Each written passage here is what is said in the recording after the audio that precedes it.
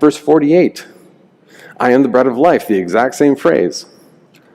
Your fathers ate manna in the wilderness. Like, that's part of the whole argument in this chapter. They're like, what sign are you going to prove? What sign are you going to give to us to give you the right to say what you say? What sign are you going to give to us to prove that we need to listen to you? Just do another miracle. Jesus says in verse 48, I'm the bread of life. Your fathers ate manna in the wilderness and they died. Your fathers, forefathers, ancestors, siblings, children, grandparents, fill in the blank. They experienced the blessing of God for a time, and then they ignored it because they wanted to live according to what they see and what makes sense. And by my own human estimation, this whole idea that Jesus is essential for my spiritual life, that I need to eat the flesh of the Son of God, it is completely contrary to what my human reason wants to believe. As long as I can recite the facts of the faith. I know the Apostles' Creed. Why do I have to be there? What really happens in that hour or two that I might be at church? Because I can just get it on YouTube. It's the same thing, right?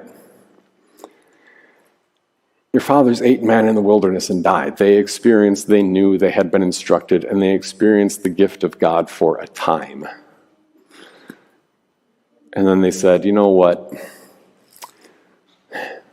I don't need this. You know what? I'm good enough. I've had the instruction. You know what? We're all okay. They experienced the manna in the wilderness for a time. They were confirmed. They were confirmed at this altar, or one similar to it. They were baptized. Where are they now? Well, I don't know. I don't even know what their phone number is. And do you see my concern? That the church of God lives or dies on the flesh of the Son of God. It doesn't matter how much stuff is on our calendar or isn't.